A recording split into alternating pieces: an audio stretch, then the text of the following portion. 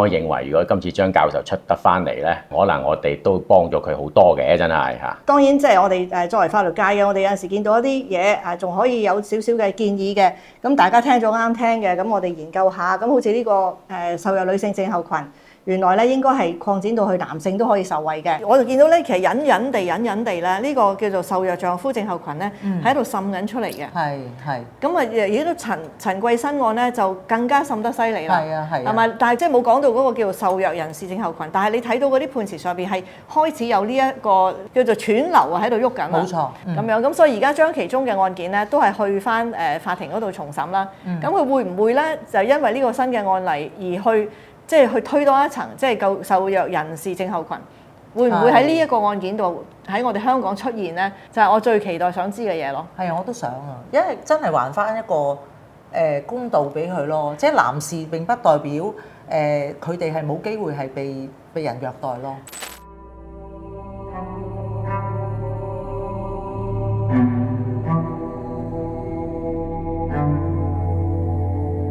翁靜晶危險人物2.0，又嚟到危險人物2.0嘅時間啦！身邊有我師傅翁律師同埋本人楊雲峰律師。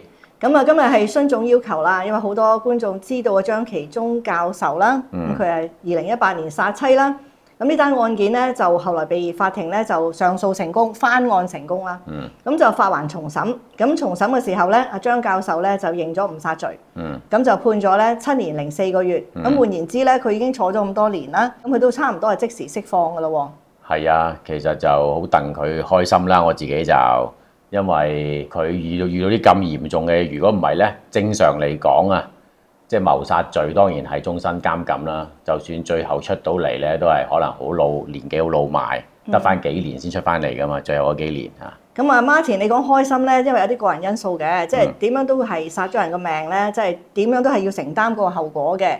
咁因為你同佢係有師生關係啊嘛，係咪啊？係啊，其實佢係我嘅老師嚟㗎，好似上一集都有講過，佢係教機械工程系嘅一個教授，咁啊好受學生歡迎嘅，我係其中一個。點解咁受歡迎咧？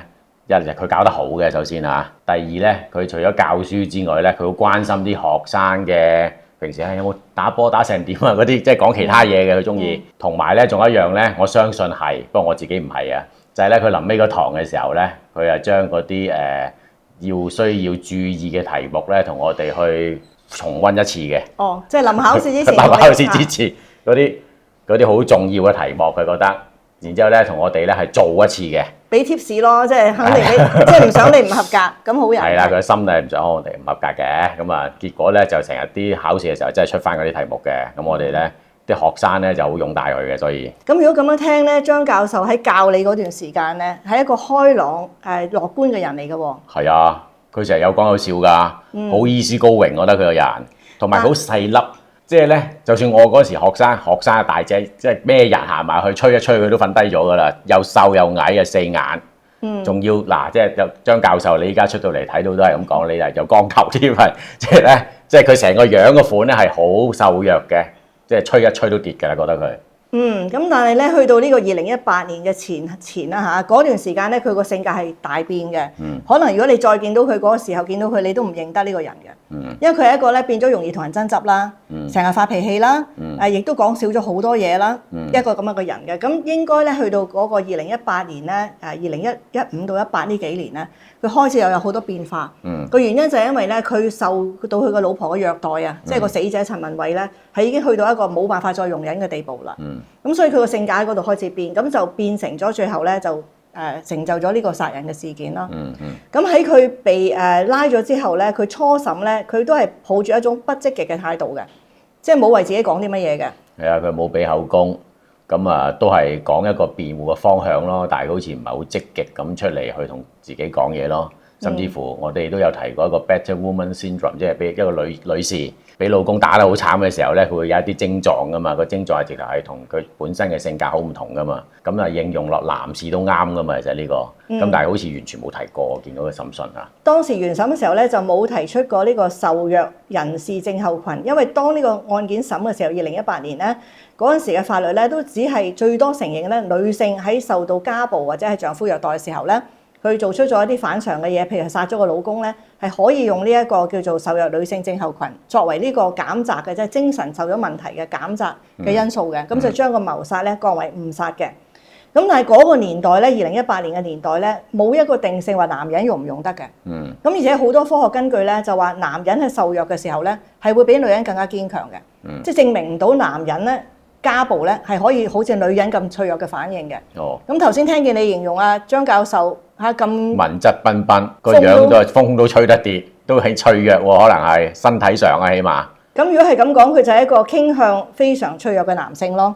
咁老實講呢啲都啱嘅，一個非常強悍嘅女性，去對比一個非常脆弱嘅男性，其實兩個係好極端嘅，佢哋嘅反應都可以係好唔同嘅。咁如果你話完全排除咗男人喺家暴之後咧，係唔會有一啲心理嘅反常嘅，咁呢個太唔公平啦。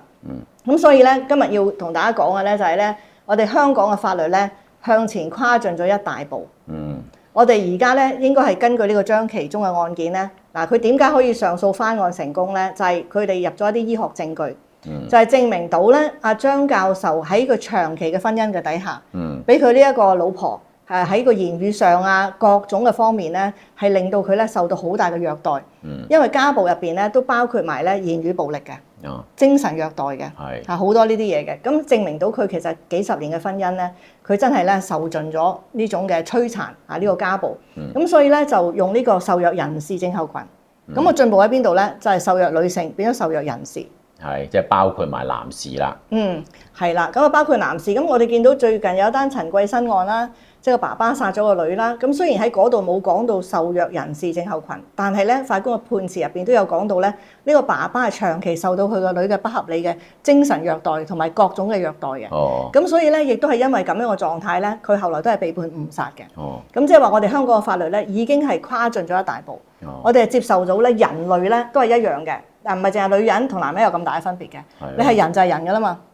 咁呢個係性別平等嘅一個大嘅躍進啦。咁亦都喺我哋謀殺案咧，究竟係咪減責嘅嗰個定義上邊咧，亦都係跨越咗好大步嘅。咁至於張其中案件嘅所有嘅內情咧，即係點樣嘅細節咧，我哋已經之前拍過一集啦嘛，係嘛？係啊，拍過啦，大家可以睇翻之前嗰個 YouTube 張其中教授嗰啲片，都講得好詳盡㗎啦已經。咁而且喺個片尾嗰度咧，我哋其實都提出咗嘅，係嗰陣時就話應該可以將呢一個受虐女性症候群係推廣到男性嘅。嗰陣時我哋係第一次提出嘅，你記唔記得？記得，所以我成日即係我唔知啱唔啱啦。不過其實我內心就係戥張教授係開心嘅，呢一件係一個好悲慘嘅事。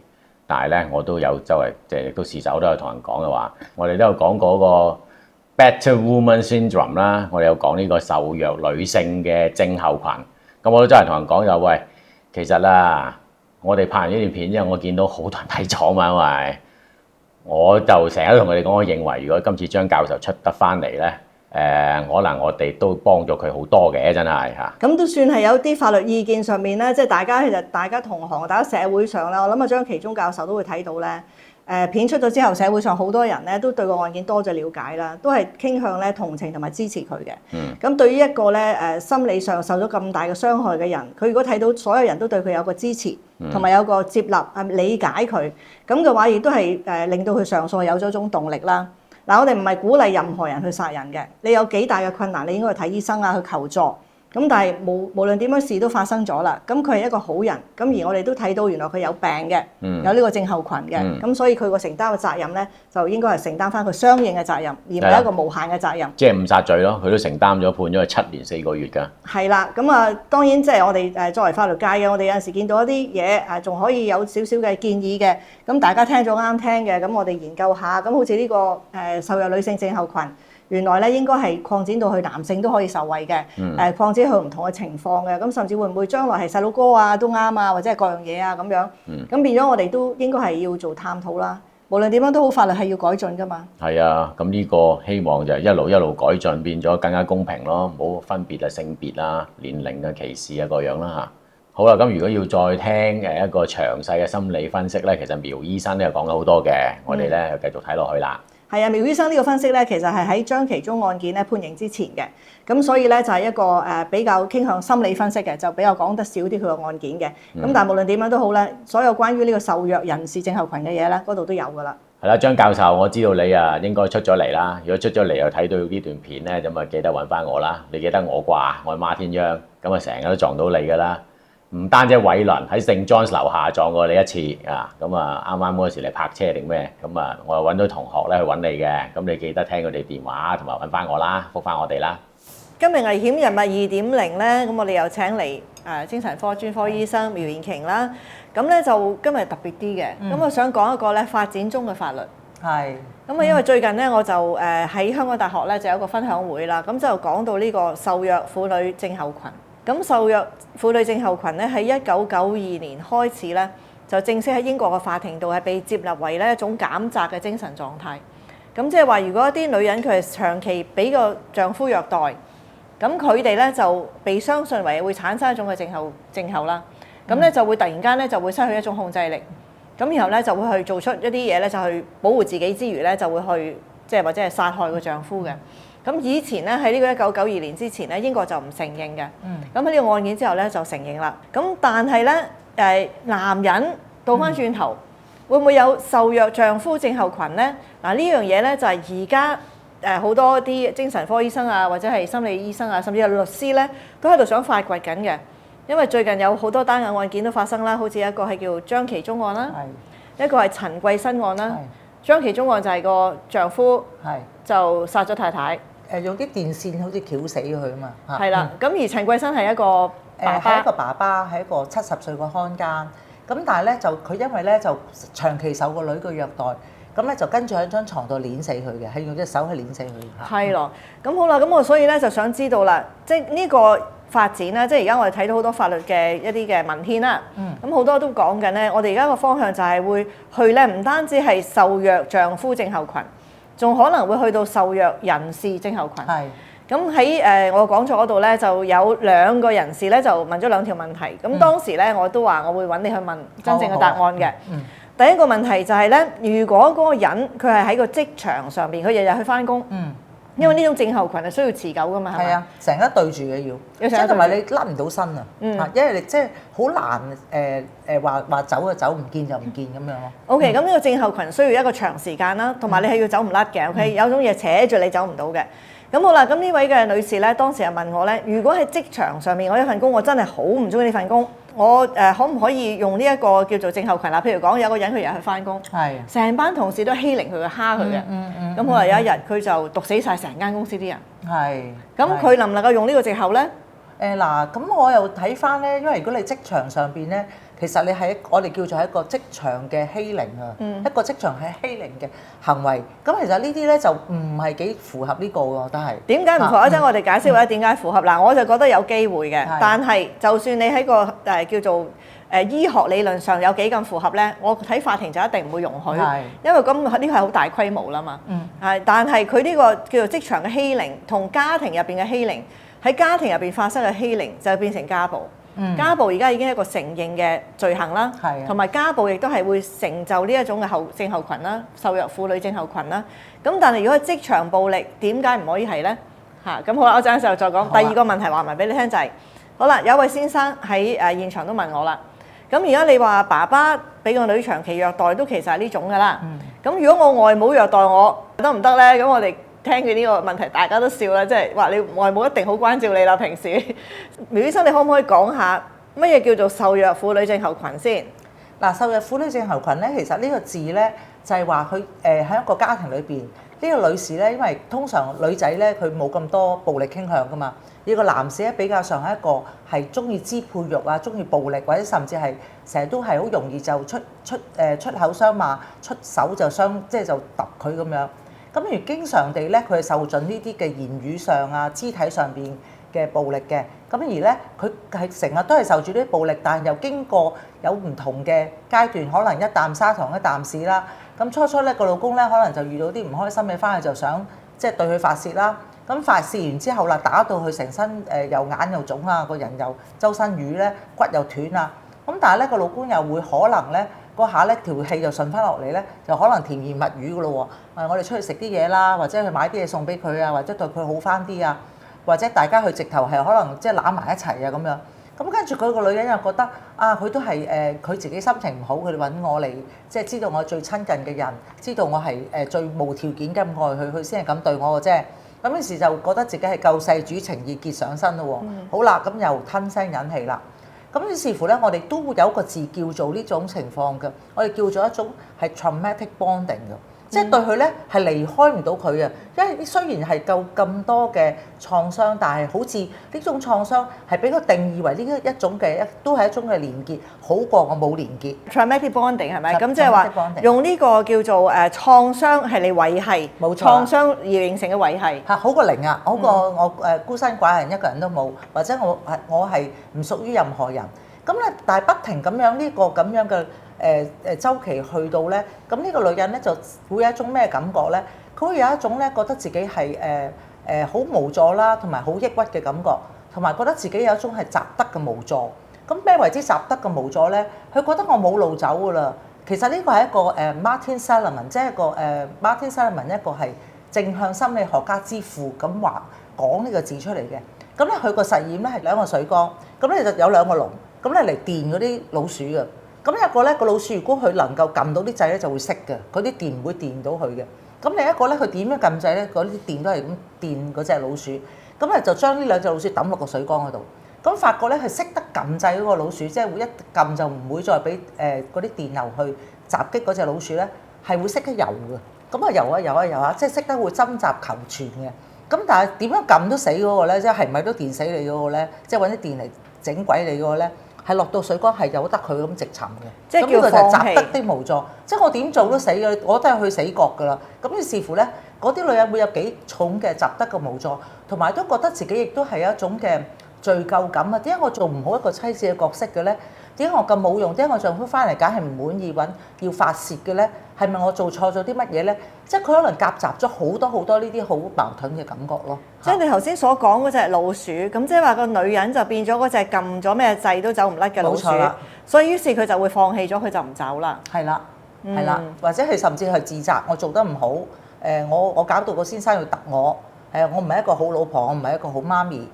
我可能自己係咪唔夠好咧？咁樣嚇，同埋有好多就係經濟上啦，佢唔識揾錢啦，佢又要依靠丈夫啦，甚至乎有啲仔女啦，佢又唔想仔女冇咗爸爸啦。冇錯啦，即係女人好驚啲仔女冇咗爸爸。冇錯啦，冇咗完整家庭。係，好似有陣時有好多案件就話父親侵犯嗰啲女咁樣，個媽媽知道嘅都係唔想冇咗個完整家庭，係保住個老公嘅喎。係啊。即係都叫做係忍咗件事就算，因為就係唔想係有啲咁樣嘅事出現咯，即係家醜不出外門咁樣咯。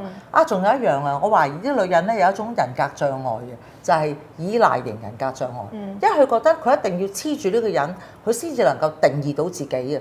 即係如果冇咗呢個男人咧，佢覺得自己係唔知係邊個。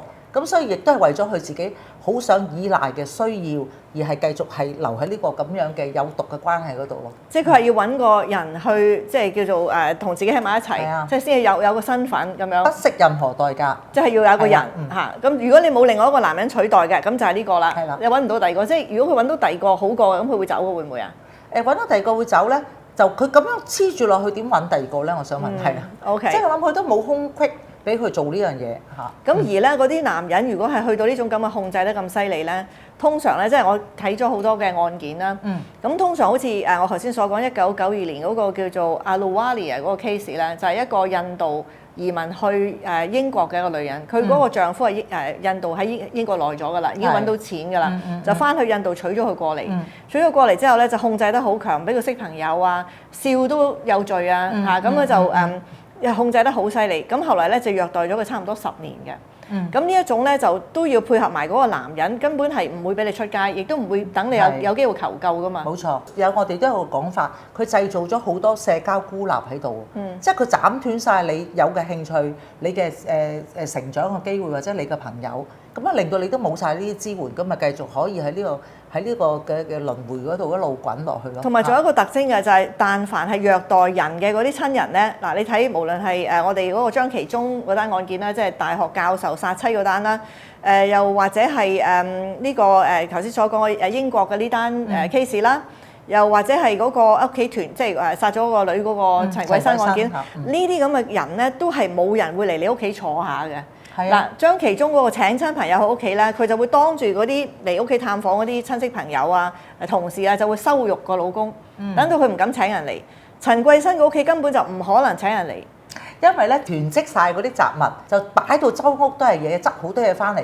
仲有一樣麻煩咧，佢係唔俾人鬥嗰啲嘢嘅，鬥下都唔得嘅，同埋亦都唔俾人用廁所嘅，係啦，咁就亦都係好多禁忌嘅。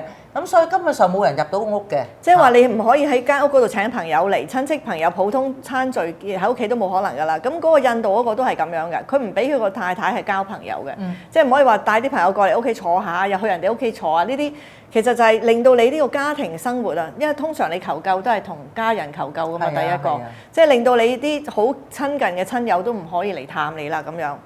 咁同埋咧就呢一個整個嘅叫做受虐婦女症候群咧，成個概念咧以前係冇嘅，喺1979年嘅時候咧，有一個美國嘅心理學家啦，佢叫做 Lenore Walker， 佢寫咗一本書就係叫 The Battered Woman， 即係受虐女性。咁後來呢本書咧就開始延伸呢一個嘅概念啦。佢有一個叫做 The Cycle of Violence 嘅，即係話嗰個暴力循環啊，係有3個階段㗎喎，係咪啊？係啦。頭先都有提過啦，即係初時佢翻去咧就哇起晒槓，好有個衝動係想揾人嚟發泄或者揾人嚟揼。即係第一個 cycle 就係 tension 就係嗰個張力嗰種張力。第一個即係佢3個 cycle 原先就3個循環，佢係第一個咧就係產生張力，係啦。第二個就係真係打咯，就產生毆打。第3個咁跟住咧佢就亦都自己條氣消咗啦，咁啊順咗道氣啦，同埋覺得亦都可能自己覺得做多咗，做得太多啦，咁於是就開始蜜月啦，有啲甜言蜜語啊，或者做翻一啲比較安慰性嘅嘢啊，咁令到個女人咧又覺得，咦都唔係啊，其實可能佢都係控制唔到啫，即係第3期就係安撫期啦，就係話張力、毆打、安撫，係咁樣3個循環嘅。咁就因為呢個張力、毆打、安撫咧，就令到個女人係會走唔到嘅。係。咁所以就係呢一個Lenore Walker 咧，佢整咗呢一個嘅理論出嚟咧，後來係去到1984年開始咧，就有美國嘅法庭嘅接納啦。咁啊正式咧就將呢一樣嘅症狀咧就裁定為咧就係可以接受，令到你精神減責，即係唔使承受謀殺嘅嗰個罪責，係變成誤殺。咁跟住咧就加拿大咧就廣泛係接受嘅。即係10幾年之後喎都要，由7幾年去到84年。79年佢出書，咁啊84年都係5年到嘅啫。快喎！而佢出咗書之前咧，其實佢77年嘅時候咧，已經係研究緊呢樣嘢㗎啦，但係就未話真係成書，但係已經研究到。咁嗰陣時咧，77年嘅時候咧，應該係發生過一單㗎啦，已經。咁就係嗰個女人咧，即係個老婆咧，就係俾個老公持續虐待咗好耐10幾20年之後咧，佢睺佢老公瞓覺嘅時候，佢係放火去燒佢老公嘅。咁但係當時咧，佢哋係用呢個叫做激怒，即係話佢老公係刺激佢而去殺佢嘅。但係一般嚟講，激怒咧係必須係即時嘅。冇錯啦。嚇，你唔可以話等嘅，佢等咗好耐。即係佢老公激嬲咗佢之後，佢唔係即時喐手，佢係等咗一段時間之後先去放火。咁其實正路就唔得嘅。但係因為法庭同埋陪審團都係好同情呢個女人啦。咁佢哋咧就話咧，因為佢有呢個受虐婦女嘅症候群，所以咧佢係嗰個激怒係容易啲嘅，同埋係佢嗰種嘅性格係會令到佢過咗一陣間嗰種激怒先出嚟嘅。係，即係幫佢解嘅啫。其實唔係嘅，有啲腦嘅根據嘅。即係如果你睇翻咧，我哋個腦科學咧。如果你個人經常咁多年長年累月嘅受虐狀態咧，有啲改變嘅。有咩改變咧？我哋個杏仁核咧係好活躍嘅。咁因為呢個杏仁核主宰於你驚啊、你恐懼啊，或者你係嬲啊嗰啲情緒，即係好負面嘅情緒。咁不停咁樣着燈嘅。咁第二個位咧係乜嘢咧？腦前額葉就係我哋個大腦嗰個決策啊，即係我哋個總指揮係會減弱嘅。即係你唔理性同埋你做嘢咧，可能係唔經大腦嘅。咁第3個係乜嘢咧？我哋嘅海馬體，我哋海馬體都會有影響嘅。如果你長期受壓咧，你會分唔清嗰個創傷係之前啊，定琴日啊，定舊年啊，定成撈埋一齊呢個記憶同埋呢個情緒咧，可能都混雜埋一齊嘅。咁呢3樣嘢咧，都係解釋到點解我哋有呢個 Battered Wife Syndrome呢樣嘢咯。所以嗱咧，可能咧1977年嗰個精神科醫生揾咗你啦，嚇咁咧佢就係咁樣啦。咁就話咧因為咧你呢個時間錯亂嘅，你咁樣咁跟住你嗰個觸怒咧，可能係會延後嘅。咁你都係譬如佢5個鐘頭之前鬧你一句嘢，因為你有咁嘅症狀，所以你嗰個激怒係5個鐘頭之後先彈出嚟嘅。有機會嘅。但係無論點樣都好，佢都係用咗呢一個第一次用，就77年嘅。咁跟住咧，咁就後來就越嚟越廣泛使用啦。咁而呢一種嘅症候群咧，頭先你講咩海馬體啊、係啊，杏仁體啊、杏仁核、海馬體、腦前額葉，呢3個係關鍵㗎。好啦，咁點解我咁問咧？就因為呢個受虐婦女症候群咧係有生理嘅狀態會出現㗎嘛，即係女人如果係有呢種狀態嘅話咧，應該係可能有陣時經期會唔嚟啊。係啦，係嘛？嗰個生育系統會有啲障礙，例如不孕啦，或者係經痛啦，或者係好似你話齋啲月經週期紊亂啦。會不孕嘅咩？哎呀，你咁大壓力，你可以生唔到 BB 㗎。即係佢唔排卵定係點樣啊？佢或者係啲荷爾蒙有啲問題咯，失調咯。咁咧失調就唔淨係月經失調，係令可能亦都係不育㗎。即係話，如果你係有正常月經啊，你會排卵啊，咁但係如果你有個咩額啊、葉啊咁多樣嘢有問題嘅話咧，就都係唔會有 BB 㗎。有機會㗎，即係唔係一定，但係有機會。即係你會影響埋佢嗰個我哋叫 HPA，就係話你個hypothalamus pituitary adrenal axis，即係嗰度啊，嗰條壓力軸咧係影響咗，係你甚至影響咗你個內分泌。咁你真係有機會㗎。咁咧同埋咧，亦都有好多身體嘅痛症啊，或者呢度痛嗰度痛啊，呢度唔舒服嗰度唔舒服，所以都係咁解釋咧。點解女人係容易求助啲？因為佢個身體症狀係比較多啊。同埋咧就會有頭痛啦、瞓唔到覺啦，係咪？同埋係長期處於恐慌狀態㗎嘛。咁啊好得意喎！即係我又睇啦，即係因為最近喺度研究緊，究竟呢一種受虐婦女症候群可唔可以延展到去幫男人咧？咁樣咁睇到男人同女人個症狀係唔一樣嘅喎。唔係幾同。嚇！咁即係所以咧，而家法庭就暫時係唔可以即係咁容易去接受男人都用得。嚇！咁就係因為咧，其實有好大嘅分別。第一個分別嘅最顯著嘅就係男人係好冇有力啦。你遇到啲咁樣嘅情況咧，佢哋相信你逃走嘅機會或者要求離開呢個女人嘅機會係大啲嘅。係啦，冇錯啦。同埋經濟能力你可以出去揾食。如果你話我因為經濟能力唔可以離開我個惡霸老婆，咁人哋俾你嘅反應就係你抵死咯。係嘛？即係所以男人同女人其實嗰個講真係唔平衡嘅喎。係啊，個社會上面對你個期望或者你個我哋叫做一個固定嘅諗法咧，係都唔同咯。咁男人又會出現啲咩症狀咧？男人咧個情緒咧就未必好似頭先我哋話齋，佢好驚啊，佢好內疚啊咁樣。反而佢會係覺得好羞辱啊，好冇用啊，甚至覺得自己咧係一個好羞愧嘅一個感覺。咁因為咁樣嘅原因咧，佢哋就好少咧會將呢啲嘢咧會周圍同人講嘅，係啦。咁同埋咧，佢哋嘅身體症狀咧相對係少嘅，除咗頭痛啊、失眠呢啲咁嘅症狀之外咧，佢哋反而咧係會好猛震。或者好容易會有啲嬲啊，或者好猛震，就唔有別於女人嗰種嘅周身痛啊，嗰啲生殖系統嗰種嘅失調啊咁樣。嗱，即係咁問啊，有啲不雅啦嚇，嗱，女人就會不育，男人會唔會不舉啊？有機會啊，我有個案就係咁樣，即係俾老婆蝦得犀利。係咁樣。係咩？嗱，點解咧？佢咧就係因為咧，佢就同咗一個女仔結婚。咁呢個女仔結婚咧，佢本身係一個小姐嚟嘅。因為佢係一個屋企個家底係唔錯嘅，即係你話小姐唔係冇聽嘅小姐，唔係千金小姐，千金小姐係一個都叫做少少嘅富二代咁樣啦，即係叫做唔使點做啊，十指不掂陽春水。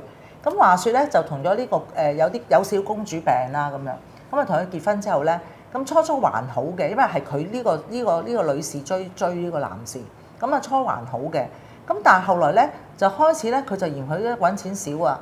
咁或者嫌佢咧就鬧佢做啲嘢做得唔好啊，咁就不停咁樣好多地方去批評佢啦。咁而呢個男人咧就亦都冇乜地方去宣泄啊，唔通我同啲朋友講話我老婆成日都鬧我啊，成日都即係話我唔好啊，咁呢啲其實都好冇面嘅事。咁啊忍到咧，佢一同佢行埋咧係行埋唔到嘅，係不舉嘅。但係佢出邊玩咧又得嘅喎，但係對住個老婆咧就唔得。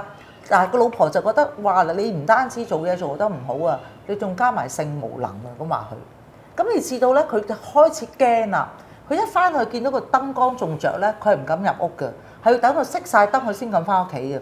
咁慢慢當然呢頭家係散嘅，係啦，我都見過呢個例子。咁我都懷疑呢個男士咧，佢未必個老婆係拳打腳踢佢，但係啲言語嘅尖酸刻薄同埋種種嘅詆毀啊，同埋種種嘅侮辱咧，都係令到佢心理上面受到好大嘅創傷。所以咧，而家好多外國啦嘅家庭暴力咧，就已經係擴展到言語暴力嘅，係即係個 domestic violence 係個家庭暴力。咁就唔係好似我哋即係譬如東南亞都比較係會側重啲係打啦，即係男人如果係虐待個女性咧，多數都會有打呢樣嘢發生。再加埋講啲唔好嘢啦，即係男人都會講啲侮辱性嘅嘢，去整到個老婆冇晒自信心啦。但係如果係女人對付男人咧，就比較唔係咁多係打啦，都有係咪？都有嘅我諗。打佢唔還手咯，有好多就係打完又唔還手。即係如果你老婆河馬咁嘅體型，咁你就一拳就揼扁你啦。張其中都俾老婆打啦。有打嘅咩？佢中間有打過，我諗到有時揼下佢又打下佢，但係我估就唔還手多咯，即係陳桂生都係啦，都唔還手㗎。O.K. 咁但係打都唔會話打到隻男人打女人咁犀利，咁但係咧嗰個語言暴力咧好多叫做家庭暴力咧都已經加咗落去啦。咁你就講到張其中呢一單咧，咁我都有睇過佢嗰個判詞啦，即係佢判詞呢度咧就係第51頁嘅。佢呢度咧都真係法庭咧就佢哋呢個係未去重審㗎嚇，咁但係咧佢係將呢個案件咧就發還重審嘅。咁入邊第51段嗰度咧，佢都有講到咧就話。呢個被告人咧，即係張其中啦。咁其實咧，佢係一路以嚟咧，就係受到佢老婆嘅嗰個語言暴力啊，受到死者嘅語言暴力，係一路係咁樣令到佢係喺個精神係非常之差。佢亦都係由一個好好先生，從來唔同人哋嗌交嘅咧，就變成一個好猛整、好猛整嘅人。係好猛整，少少嘢咧就已經係好唔耐煩啊，即係會好容易嬲啊咁樣。係啦，咁所以咧，你雖然冇見到佢用呢個受虐丈夫症候群啦，咁但係你見到上訴庭而家俾佢重審咧，都係因為佢嗰個精神狀態係有故障啊嘛。有啊有啊，咁所以有啲同以前係唔同嘅嚇。咁所以咧嗱，我就見到咧，其實隱隱地咧，呢個叫做受虐丈夫症候群咧，喺度滲緊出嚟嘅。係。咁啊，而家陳桂新案咧就更加滲得犀利啦。係咪？但係佢就冇講到，即係佢都即係冇講到嗰個叫做受虐人士症候群。但係你睇到嗰啲判詞上邊係開始有呢一個叫做串流啊喺度喐緊。冇錯。咁陳桂新嗰單案咧，不如都可以講多少少啦。其實如果陳桂新單案有即係將來再有類似嘅事發生咧，真係好可能係可以去到呢個受虐人士症候群，因為外國已經證明咗有啊嘛。案例嚟嘅呢個應該。因為我俾呢單 case 你睇嘅時候，你記唔記得我俾兩單 case 你睇？一單張其中，一單陳桂新。你回覆係3個字嘅啫嘛。係啊，我就話係呢個better person syndrome 咯。係啦，你係冇用到男與女啊嘛，你係用到受虐人士症候群啊嘛。你已經唔使睇啦，就係呢個啦咁樣。咁即係話而家呢個受虐人士症候群已經喺你哋呢個精神科或者係心理科係廣泛承認有咯噃。嗱，其實冇㗎，因為呢個 term 咧，即係呢個字咧係唔係一個診斷嚟嘅？我唔係嘅，唔係一個診斷嚟嘅。咁但係我哋會好明白，即係當你知埋個腦科學診斷其實唔係代表啲乜嘢嘅，即係一個標籤嚟嘅啫。但係當你睇埋腦科學長期咁受虐，咁呢3個位腦前額葉削弱，你個杏仁核咁活躍，加埋你個海馬體開始都縮細，即係開始嘅記性或者你啲情緒都混亂咗嘅時候咧，咁你再加埋少少最後一根稻草咧，佢真係會失控㗎。即係如果你哋精神科去評估咧，就去照佢嗰啲額啊、葉啊嗰啲，去睇係咪縮咗？又唔得喎，又唔得。因為點解咧？你冇之前佢嗰張嚟對比啊嘛。咁都係，咁所以又係麻煩嘅。咁但係呢個叫做受虐人士症候群，如果咁講係心理學方面嘅嗰個評估嚟嘅喎，因為嗱呢個受虐女性症候群呢樣嘢已經喺我哋個法律書度有啦。我諗多啲係響心理或者加上係一個法律角度嗰個框架去講呢個字。咁所以嗰個陳桂生個單案個精神科醫生咧都用咗個字係同個壓力好有關係，就用適應障礙。係啦，適應障礙個意思就係話，當佢壓力源係攞走咗咧，佢就冇事㗎。即係適應障礙咧，就係你哋精神科承認嘅狀態嚟嘅。係啦，受虐人士症候群就仲未係精神科。係啦，冇錯啦。咁受虐人士症候群除咗有適應障礙之外咧，我覺得仲常見嘅咧係有個複雜性創傷後壓力後遺症。係啦，我哋叫 complex PTSD。就佢但係咧呢個陳桂生就唔似有嘅，因為除咗我哋講頭先嗰一紮症狀之外咧，佢仲要加上啲咩咧？回閃啊！佢不停就諗起佢打完佢之後咧，又諗起嗰時佢打佢嗰種兇狠樣啊，或者佢嗰種執着嘅樣啊，咁佢又即係可能有好多呢啲回閃，閃一閃成個人就飆晒冷汗，或者佢甚至咧係成個人咧係好戒備狀態。咁同埋咧，佢經常發噩夢，同埋佢有好多逃避，即係唔想對住呢個人或者行開啊呢啲場景去避開啊咁樣。而陳桂新嗰度咧就唔係好覺佢有呢啲即係我哋頭先話回閃啊，或者係好大嘅逃避啊咁樣。咁反而咧就會多啲真係似翻一個係壓力反應多啲咯。嗱，我見到咧就話無論男或者女嘅嗰個叫做受虐人士症候群咧，佢哋都係有呢個 PTSD，即係叫做創傷後遺症嘅共同嘅徵象嘅。有啲㗎，即係因為佢都係創傷嘛，創傷之後有咁嘅後遺啊嘛。咁而呢一個叫做陳桂生嘅案件咧，其實都唔單純嘅，唔單純嘅就話咧，佢自己有咁多症狀出咗嚟啦。你頭先係講適應障礙啦，但係咧死者本身咧都係有好多唔同嘅精神狀況嘅喎。冇錯。咁其實佢啲屋企人都唔爭佢嘅，你睇上庭嗰度，即係唔爭個死者，唔爭個女仔。雖然佢長到得5尺咁嘅啫，咁啊其實照計嚟講咧，就佢點樣打阿爸都唔打得咩出樣，所以咪好多人都唔接受呢一個話即係男士都會咁。咁但係問題咧，佢哋話咧，佢呢一個人好執着啦，好固執啦，有學習障礙啦，又失業啦，就日夜顛倒咁瞓覺啦，咁又話佢有呢個自閉症啦。咁亦都係有呢個強迫症嚇，啲嘢就唔俾人鬥，係啦，咁啊廁所唔俾人用，咁又加埋囤積物件，咁其實好討厭嘅，即係同佢生活根本上人哋覺得好似喺一個地獄嗰度咁樣。係因為我睇見佢個報告就話佢有幾種唔同嘅精神病㗎嘛，加埋躁鬱症添啊，仲有嚇咁，但係咧佢就唔肯食藥㗎嘛。入嗰次醫院係啦，即係報過好多次警，但係只係捉過去醫院一次。咁一入咗醫院之後咧，佢亦都唔翻去睇，亦都唔食藥，話自己係冇事，唔需要有呢一個咁嘅覆診啊或者食藥，因為佢完全係冇病識感。但係佢講真就話佢喺屋企入邊，佢已經係即係暴力咁對待家人好多次啦。咁但係佢捉咗入去醫院之後，又好似冇乜太大跟進。係啊，可以咁講。即係佢如果食藥，佢係咪會好啲咧？我諗如果食藥，起碼佢個情緒個調節會好啲。如果真係去到藥石無靈咧，起碼院舍係咪都可以安排佢住一啲比較適合嘅地方，隔離咗佢同屋企人嗰種嘅即係嗰種嘅矛盾同埋張力咧？咁呢一度咧，我自己覺得係唔係好完善嘅，係啦。咁佢嗰陣時咧就應該係話再分開一間屋俾佢嘅，因為嗰個情況已經住喺一齊好差下啦。咁嗰時政府係話俾多間屋嘅，但係咧個女死者就話：如果你要我搬啊，你間屋係要全部啱晒我啲規格嘅，我先搬。咁即係唔肯走嘅。係。咁所以咧就係一個少少困獸鬥嘅情況咯。冇錯冇錯。咁同埋咧就佢有一種虐待嘅方法咧就幾差嘅，即係你頭先所講啦。佢係夜晚咧就唔瞓覺嘅個死者，佢係日頭瞓覺嘅。係啊，佢唔使翻工啊嘛。係啦，咁然佢夜晚瞓覺，即係佢夜晚唔瞓覺嘅時候咧，就嗰啲家人瞓覺咧，佢會搞醒你嘅。係啊，唔俾你瞓咯。嚇，一路係用啲方法搞醒佢爸爸嘅。佢呢啲係乜嘢症狀咧？佢冇㗎，因為佢自閉啊。咁佢個世界咧，佢冇一個即係共情能力啊。即係你翻工攰，佢唔覺得啊。呢個時候我醒咗，我要揾人嚟陪我，或者我要揾人同我一齊。佢甚至係唔俾阿爸喺個廳度睇電視嘅，聽聞好似，係啦，即係佢有佢自己一套規則，你要跟我知個規則去做人。咁總之我醒咗你就唔可以瞓，咁所以不停係佢騷擾佢爸爸，係啦。咁就係呢個就係佢個自閉症影響佢會咁樣啦。咁仲有囤積嗰個叫強迫症。強迫症係囤積啊，係啊，自閉同強迫都會囤積嘅。咁所以就佢呢個即係老實講，呢個點樣都係一個精神虐待啦。其實我自己睇咧，佢食藥都冇乜用嘅，躁鬱症可能會幫到啲。但係自閉囤積同埋加上強迫症呢一個款咧，我估機會食藥嗰個幫助都可能係唔會10足10，可能好需要係長期住院啦，或者係住一啲嘅院舍啦。其實係可以再做得進取少少，就唔係咁俾佢放屋企，然後俾間屋佢搬。根本上呢個人你俾佢到佢符合晒啲條件，可能係高層向海單位，可能佢都唔啱心水嘅。係啊，咁同埋咧就比較少咧就正式描述啦。究竟佢個爸爸係點解呢個情況之後咧就壓死咗佢啦，勒死咗佢啦。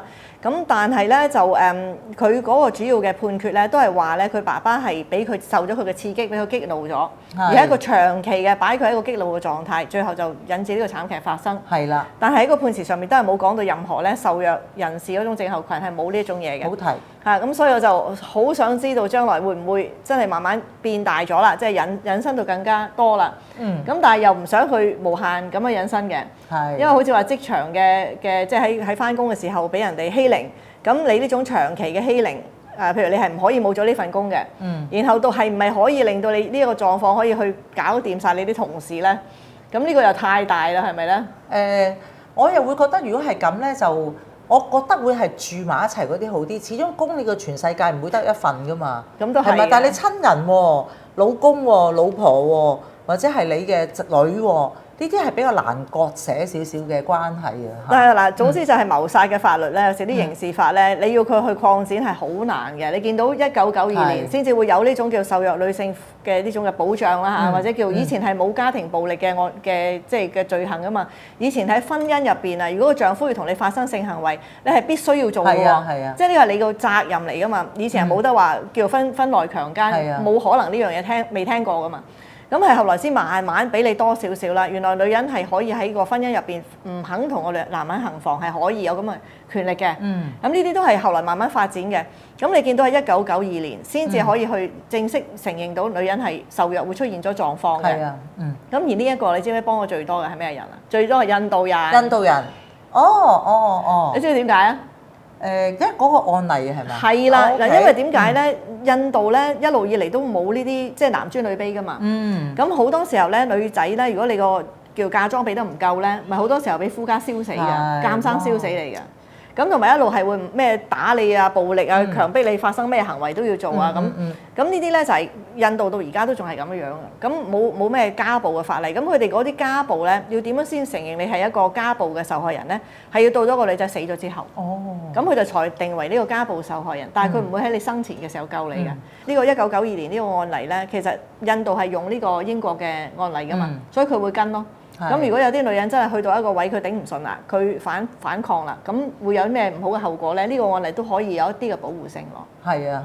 咁所以印度咧就係最大影響啦。係啦，最大得益者應該話。係啊，我睇咗好多嗰啲法律嗰啲文獻咧，我成日想睇下佢會唔會即係某程度上擴大啊嘛。係。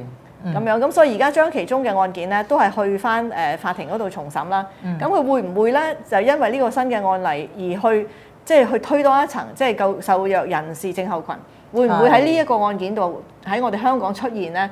就係我最期待想知嘅嘢咯。係啊，我都想啊，因為真係還翻一個公道俾佢咯。即係男士並不代表佢哋係冇機會係被人虐待咯。你點睇呢？如果即係其實你用一個醫生嘅角度，你睇一個男性，佢30年嘅婚姻入邊，佢不斷咁俾個女人糟質，即係或者有打或者冇打啦。咁但係喺個精神上虐待得咁犀利，經濟上又係。係啦。其實我會覺得咧係都好慘㗎，因為點解咧？你羞辱同埋你嗰種嘅羞愧咧，咁你又身為人哋教授喎，又係社監喎，其實你就即係出邊係咁好嘅一個形象，但係翻到去咧係講到好似地底泥咁，乜都唔識啊，乜都好似一個殘廢人咁樣。其實羞愧咧對人嚟講係一個好大嘅存在威脅嚟嘅，等於好似揾把刀拮死你嗰種咁嘅威脅。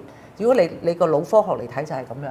咁所以如果係經常受住一種係自己冇咗自己嗰種感覺嘅威脅咧，其實我覺得呢一種同你拳打腳踢可能形式上唔同，但係我覺得係心靈嘅創傷都好大嘅。同埋呢個案件，我同情佢啊，係大家都好同情佢，同埋佢案件好似審理嘅時候，啱啱原審初審嘅時候咧，佢嗰個情況都未叫做好轉啊嗱，好似呢個陳桂新案咁樣，佢個女俾佢即係叫做結束咗之後啦，佢個病好翻晒喎。係啊係啊。但係你判詞見到哇，佢之前咁多狀態又呢個適應障礙啊，呢樣嗰樣。個壓力源冇咗啦。係個女俾佢做低咗之後就乜事都冇啦。係。咁就原因就係咁樣啦。咁而呢個張其中佢嗰個案，即係佢呢個係更加即係更加大啦。咁佢案件審理嘅時候，原審嘅時候佢冇作供嘅，我記得。係。佢好似係唔係好想講嘢嘅。係。即係我懷疑佢就係多過一個適應障礙或者壓力反應。佢呢個堅嘅係一個創傷後壓力後遺症。咁所以咧，佢自己入邊，佢雖然嗰個壓力源過咗，但係入邊佢都未回復到同人嘅關係同埋信任。係啊，應該係咁樣。所以佢當時審嘅時候可能都太早啦，即係你都要醫佢一段時間先。係啊係啊。咁後來佢而家就終於有呢個嘅叫做求生嘅嗰種嘅，或者係叫做想將件事轉翻轉頭嘅，去肯去同律師講，肯去再申請重審。咁呢個都係見佢個情況有好轉。係啊。咁俾佢一個適應期，然後就係為自己嗰單案件抗辯啊嘛。冇錯。嘅時間都好緊要咯。好緊要，都未走出去嗰個受虐關係嗰個陰影嗰度，咁你都要俾佢時間去慢慢係去康復，咁佢先再可以賦權翻俾佢自己去為自己去做翻啲嘢。係啦，因為睇資料咧，佢好似係完全成個審訊佢都唔理啦，即係唔好似嗰隻老鼠咧，好似嗰隻老鼠咁，集得無助，係集得無助咯，即係佢已經算啦，求其啦，咩都好啦咁樣，我都冇所謂啦。係即係咁樣。反正我屋企你話我係垃圾，我就係垃圾。咁同埋件事發咗生之後，佢都唔係即刻就可以好翻噶嘛，係咪？即係佢就冇呢個陳桂新咁好彩咯，佢係即刻就冇咗件事。不過咁你睇你阿律師點睇？阿陳桂生嗰度咧係自己等警察上嚟，係好合作就咁同嗰個警察話係我殺咗佢，我受頂佢唔順。但係反而張其中嗰度咧就有少少問題，就係佢去隱瞞啊，佢嘗試去隱瞞咗一段嘅時間。咁呢度可能就俾人個感覺係覺得你有隱瞞，但係咧嗰個人係好直白咁就話係我係兇手。係啦，即係話佢仲會將嗰個屍體從佢屋企搬咗去個學校嗰度，然後收埋佢。冇錯啦，即係喺呢個整個過程入邊，你可以睇到佢嗰個心理係複雜過陳桂生好多。係啦，陳桂生真係覺得我頂佢唔順啦，我再頂唔順，我連氣都透唔到，我係唔了斷咗佢，我即係我死梗㗎啦。咁而且佢又唔夠瞓喎，又要 Covid 又有壓力喎，成日都對住個女喎，又加上瞓下又唔俾去廁所喎，即係幾樣心理同埋生理心理壓力都有咧。咁啊，陳桂生就嗰下真係火遮眼啊！但係你睇下張其中之後有好多部署喺度，同埋人哋問佢睇下去咗邊咧，佢都答得係好淡定嘅。咁呢一度可能我自己法律上睇咧，就會唔會令到啲jury 即係嗰啲陪審員都會有啲咁多嘅考慮，點解你可以咁冷靜做咗咁多嘢咧？即係你覺得就係嗰個後邊嗰堆嘅嘢係咪可以支持到佢？如果有咁樣嘅症候，佢會唔會仲可以做到後邊嗰扎嘢？係啊，我都係咁諗嚇。嗱，係唯一對係我自己覺得同阿陳桂生案即係冇咁即係簡單咯。呢個就係要睇個精神科醫生嚇，係要點樣去睇啦？即係後邊嗰段點樣解釋啦？咁當然都可以解釋嘅。係咪呢個創傷後遺症咁都唔係代表你完全傻晒噶嘛？你會喺某啲清醒嘅時間入邊，你都會知道自己仲有份工要保護啊，仲有家庭嘅保護啊。可能係咯，係嘛？咁就唔可以因為咁樣排除晒你當時喐手嘅時候，你唔係因為有呢個受虐症候群噶嘛？咁加上可能阿張教授啦，亦都係比較上係識得，佢好識得計算同埋好識得係去思維。可能佢呢邊亦都係比一個簡單嘅一個。即係做保安員嘅陳桂生係叻啲啦，咁所以佢會係計劃多咗好多步，而係陳桂生就直接了當就同人講係我做嘅咁樣。但係後邊嗰啲部署唔代表佢唔係呢個受虐人士症候群入邊嘅受害者嚟㗎嘛？係啦，唔會排除㗎係咪？唔排除嘅，咁都好啲，因為大家都其實好關心佢呢單案啦咁樣。咁今日都差唔多啦，我哋仲有冇啲咩嘢留咧？即係關於呢個受虐人士症候群，細佬哥會唔會嘅咧？即係如果細佬哥一路受虐，會唔會有咁樣嘅症候咧？一定會有啦，都係人事咯。人事唔係一定係老人家又得啦，壯年又得啦。我諗甚至小朋友都得啊。即係正如創傷後壓力後遺症咧，其實都係不分老幼中青男女，其實咩年齡層都可以嘅。喂，理論上呢個真係可以做多一個博士論文喎。如果你講咁樣推落去嘅，狗都會喎。狗都會㗎。你唔覺得有啲狗佢俾人虐待過之後咧，好難同人建立信任關係？或者佢係有啲時候唔知點解有啲位咧，突然間好易怒，都有機會係咁㗎。即係無端端咬你就係唔知啊！真係我有啲見到真係創傷過咧，係要佢順翻咧，要好耐時間，佢先至可以走出個陰影咯。嗱，咁呢個連續受虐咧，我哋再重申一次，就係除咗係暴力打你嘅嗰種受虐待啦，仲包埋言語上面嘅虐待啦。係啦。咁即係理論上嗰個情況係好多㗎喎。係㗎，係㗎。學校入邊，如果我日日都要去翻學，我走唔出個學校。嗱，你其實計一條數啊。你話屋企入邊嘅家暴，如果你係放工翻嚟瞓就翻屋企食飯啦，跟住到第二日啦，你當佢係中間幾多個鐘頭啊？24小時，我當你12個鐘頭啦。但係你朝頭早翻工嗰段時間或者翻學嗰段時間都差唔多係咁長。係啊，好長。嗱，但係問題咧就學校可以轉，工作可以轉。我又成日都覺得呢啲關係嘅嘢學校唔係一定可以轉㗎。你阿媽阿爸擺你落去嗰度點轉啊？咁但係你都可以同佢屋企人商量，或者學校話咗咁多欺凌，會唔會考慮即係揀個第二間學校咧？咁樣嗱，學校其實我覺得會集中可以係一個比較大問題嘅地方。如果老師唔撐你，校長又唔幫你，然後你真係俾一啲人喺度咁樣日日蝦住你，係咪？你又屋企人幫到你啲咩？聽唔聽你講？咁其實嗰個長期受虐咧，不過當然細佬哥佢個反應同埋大人嘅反應又唔同嘅。係，即係嗰個叫做好似呢個受虐嘅女性咁樣，佢哋你見到嗰啲案件嘅共通點咧，都係睺佢個老公瞓着覺之後落手嘅。係啊，係。即係佢唔會話，即係有一個加拿大嗰個最大嗰個案件咧，即係先頭咪80幾年嘅時候美國承認㗎嘛。咁咧就喺加拿大嗰度咧，應該係1989年啊，好似應該我冇記錯。嗰陣時有個叫做Lavalliere 嗰個案件。嗰個咧就係咧喺後邊開槍嘅，即係嗰個一路虐待人嗰個男朋友長期同居嘅，就話俾佢聽你因住我翻嚟打死你。咁個女人就一路以嚟受到好大嘅虐待，咁佢就等個男朋友一轉身嘅時候咧，佢就喺背後開咗槍。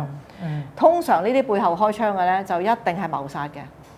你諗下係咪？即係你唔係自衛啊嘛，佢話啫嘛，你點解唔走啫？即係你話啦，我轉校啫嘛。點解佢話佢晏啲翻嚟要對付你，你唔走咧？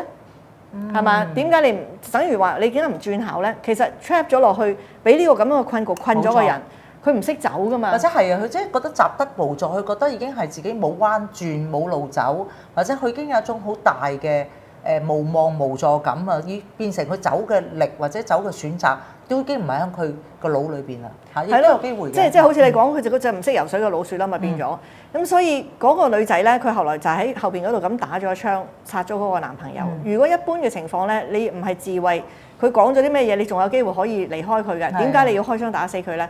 就係後來就因為呢個叫做受虐婦女症候群救咗佢。